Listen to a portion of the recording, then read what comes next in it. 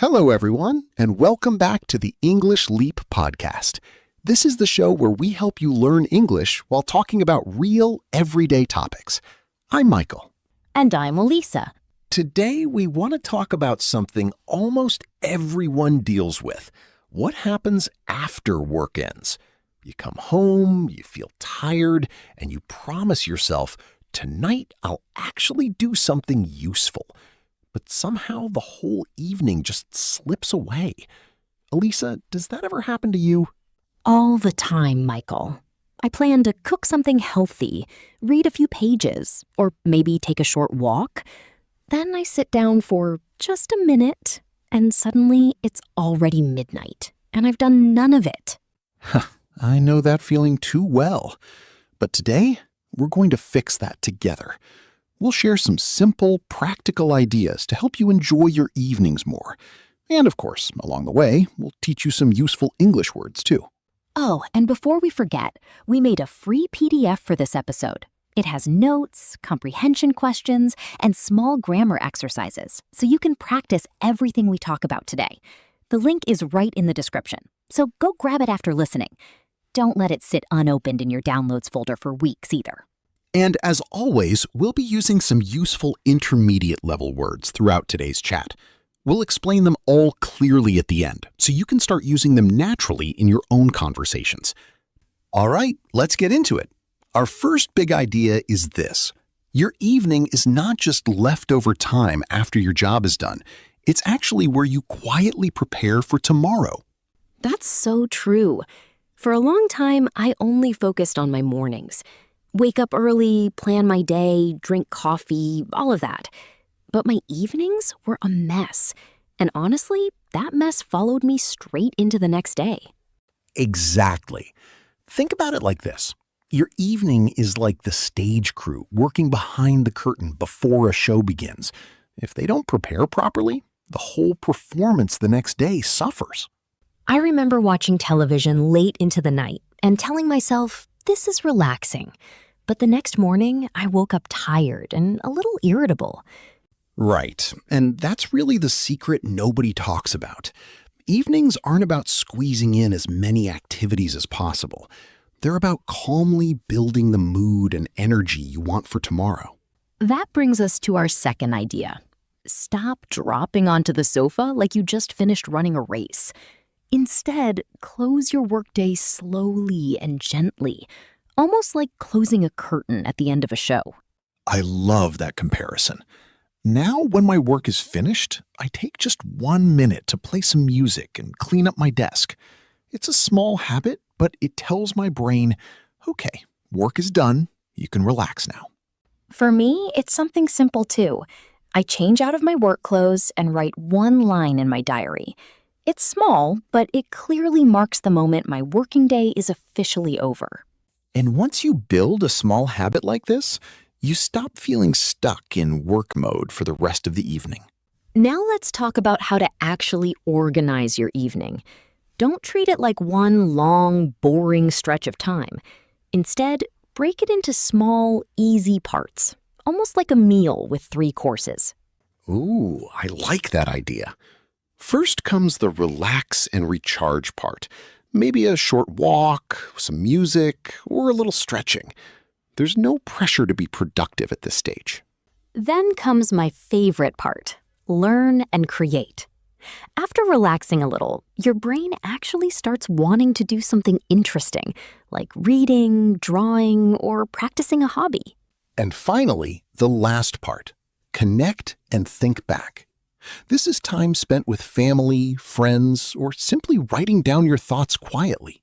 You end the evening feeling satisfied instead of just tired. When your evening has this gentle rhythm, you stop dreading tomorrow morning. You actually start to look forward to it. Now, here's something important. Don't try to make a perfect plan every single evening. Instead, set up your space so it naturally guides you toward good choices. This changed everything for me. I used to make very detailed evening plans that I never actually followed.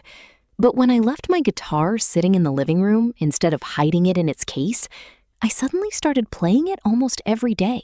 That's exactly like keeping fruit on the table instead of hiding it in the fridge. You naturally eat healthier without even trying hard. For me, keeping a book next to my bed makes it so easy to read a few pages before falling asleep. When your space is arranged the right way, you don't need extra willpower. Good habits just happen naturally. Now, here's a big one. Most people say, I'm too tired after work to do anything. But often, it isn't really tiredness. It's your energy being scattered in too many directions at once. So true. I used to feel completely exhausted, but if something exciting suddenly came up, I'd somehow find energy from nowhere. That told me it wasn't really about having no energy at all. It was about wasting it carelessly. Exactly. Scrolling on your phone or jumping between random little tasks drains you fast. But even 20 focused minutes on one meaningful activity can feel amazing. It's not about forcing yourself to be productive every second.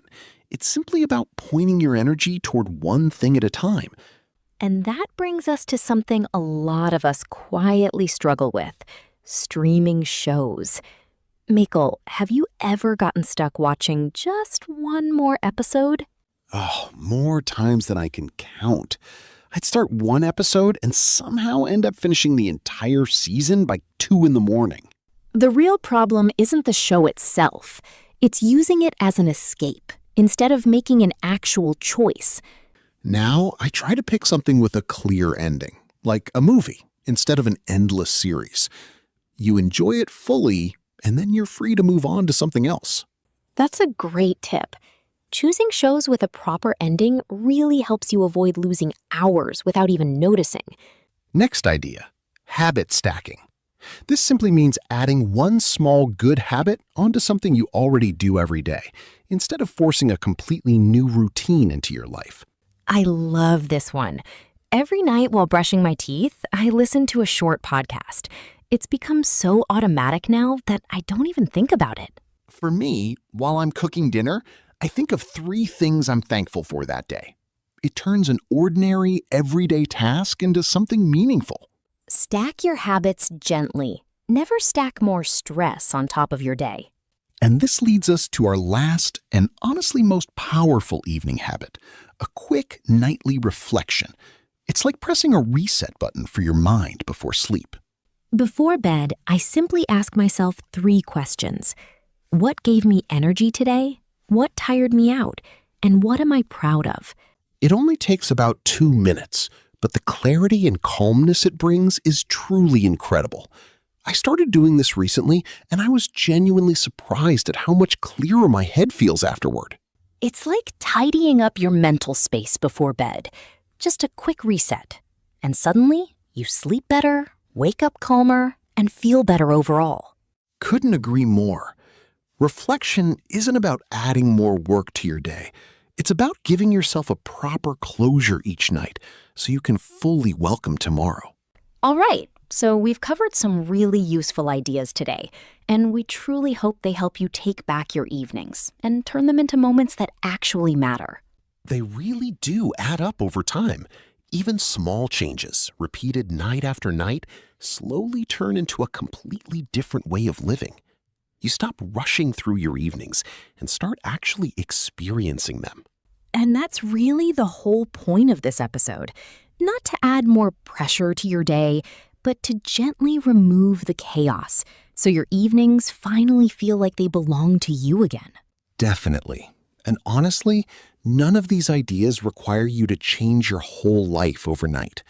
You don't need a fancy planner or a strict timetable. You just need small, gentle shifts that fit into the life you already have. That's such an important point.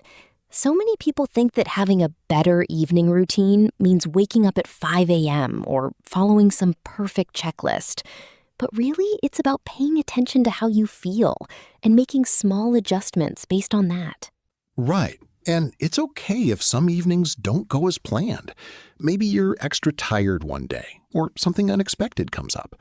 The goal isn't perfection. It's just being a little more intentional, a little more often.